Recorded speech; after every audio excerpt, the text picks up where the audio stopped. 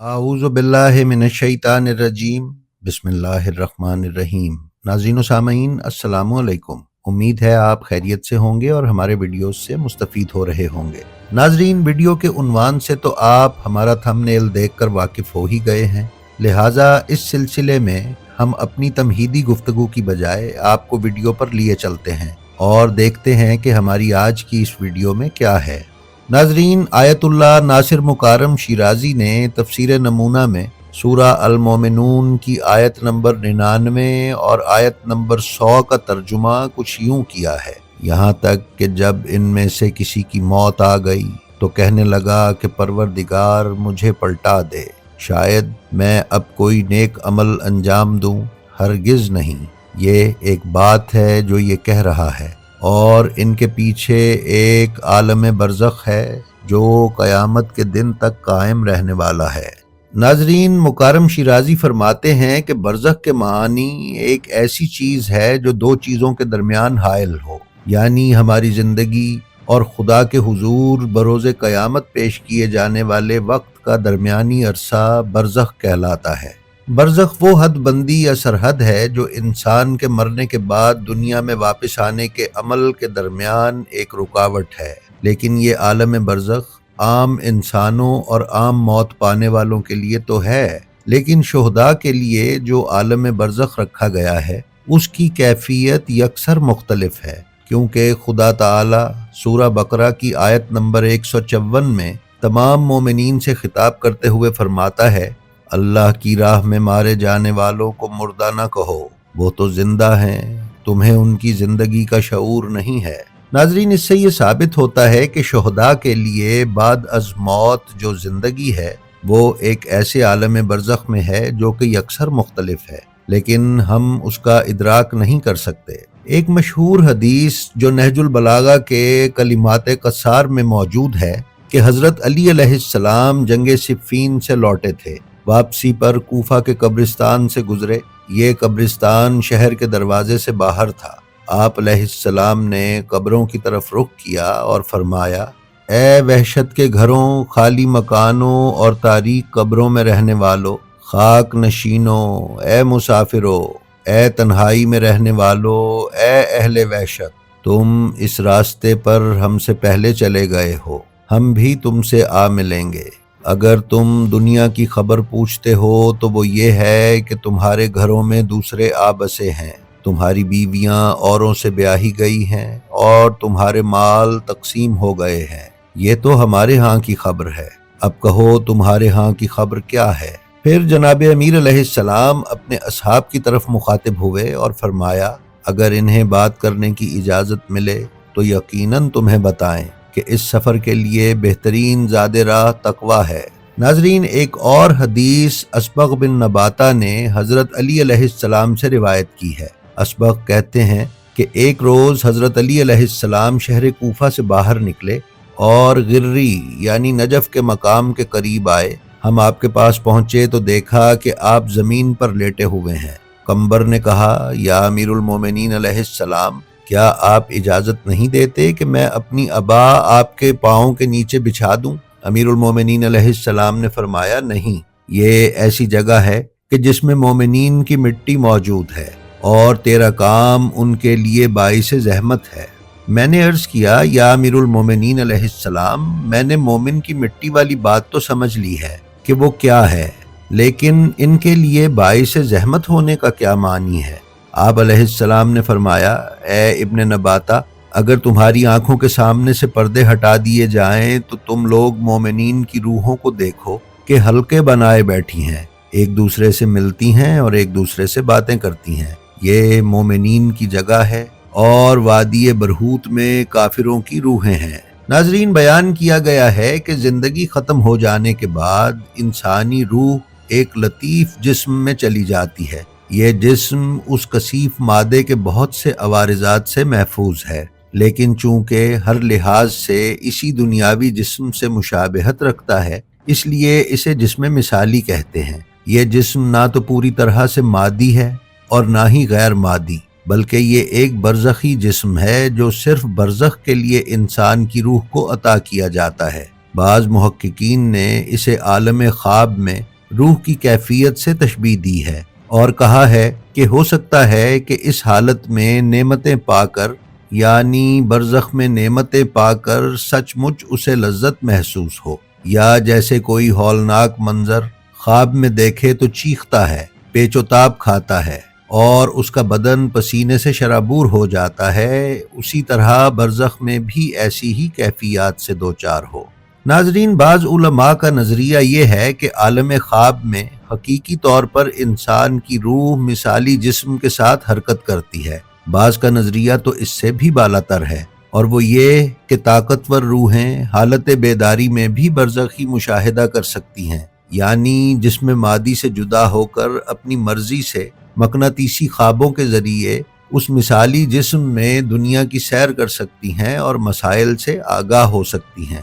بعض نے تو یہاں تک تشریح کی ہے کہ مثالی جسم ہر انسان کے باطن میں موجود ہے، البتہ موت کے وقت اور برزخ کی زندگی کے آغاز میں اس سے جدا ہونا ممکن ہے۔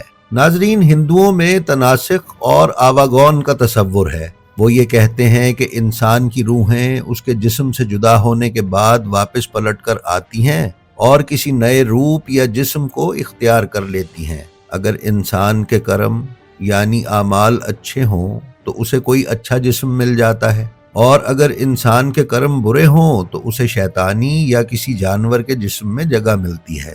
اس سلسلے میں شیخ بہائی مرحوم نے بہت واضح جواب دیا ہے۔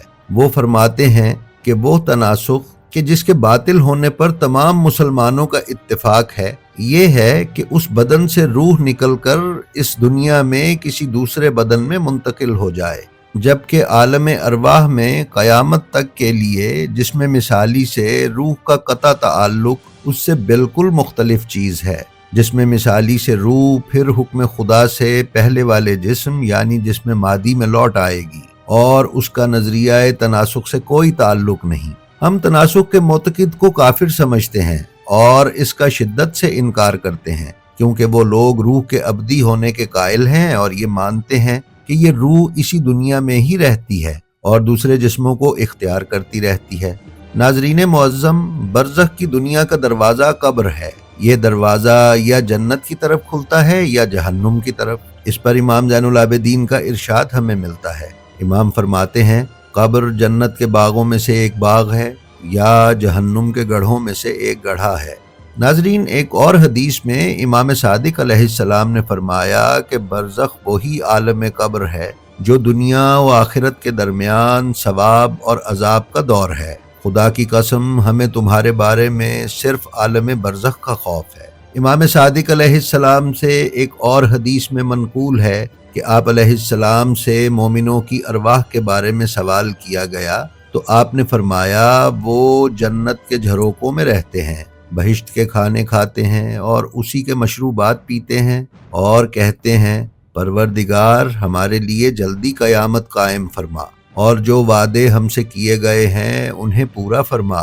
ناظرین، اسی طرح کی ایک اور حدیث میں امام جعفر صادق علیہ السلام کا ہی فرمان ہے کہ جس وقت کوئی مومن دنیا سے جاتا ہے تو مومنین کی روحیں اسے گھیر لیتی ہیں اور دنیا میں زندہ یا مر جانے والوں کے بارے میں پوچھتی ہیں۔ اگر وہ کہے کہ فلاں شخص دنیا سے چلا گیا اور وہ انہیں اپنے درمیان موجود نہیں پاتی، یعنی وہ روحیں اس کی روح کو اپنے درمیان موجود نہیں پاتی، تو کہتی ہیں کہ یقیناً وہ جہنم کی طرف چلا گیا ہے۔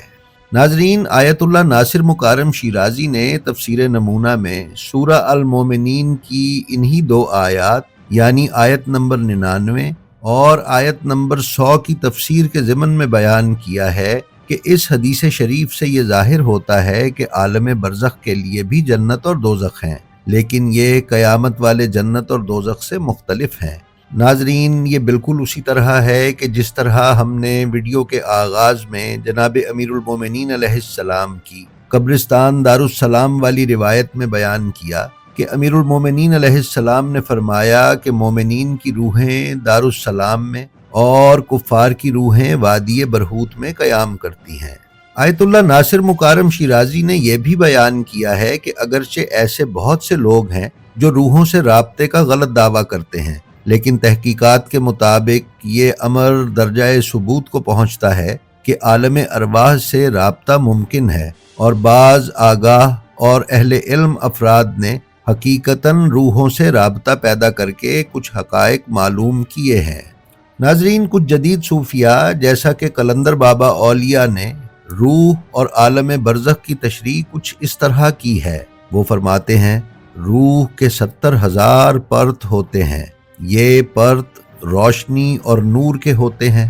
ہم جس روح کو دیکھتے ہیں وہ روشنی کا بنا ہوا جسم ہے۔ مرنے کے بعد روح عالم اعراف میں رہتی ہے، اور پیدائش سے پہلے روح عالم برزخ میں رہتی ہے۔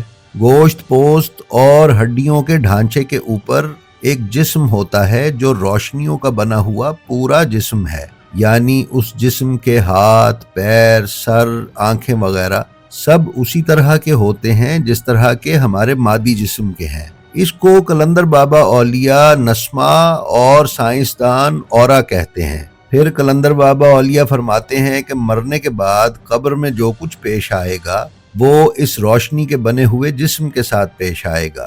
اگر ہم کسی طریقے سے اپنے روشنی کے بنے ہوئے جسم سے متعارف ہو جائیں تو ٹائم اینڈ سپیس سے آزاد ہو کر اس دنیا اور دوسری دنیا کے حالات معلوم کر سکتے ہیں۔ لیکن ناظرین، روایت آل محمد کے مطابق ہمارے اس مادی جسم کی مرنے کے بعد بھی اہمیت برقرار رہتی ہے، بے شک یہ فنا ہو کر مٹی میں ہی کیوں نہ مل جائے۔ اسی جسم کو دوبارہ کھڑا کیا جائے گا اور روح پھونکی جائے گی، اور پھر عذاب یا ثواب سے دوچار کیا جائے گا۔ ناظرین، ہمیں امید ہے ہماری آج کی یہ ویڈیو آپ کو پسند آئی ہوگی۔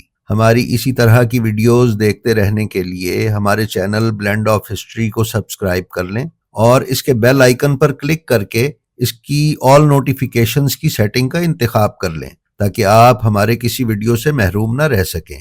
ہم آپ سے یہ بھی گزارش کرتے ہیں کہ اپنا اور اپنے متعلقین کا بے حد خیال رکھیں اور خلق خدا میں آسانیاں تقسیم کرتے رہیں۔ خدا آپ کا حامی و ناصر ہو۔ السلام علیکم۔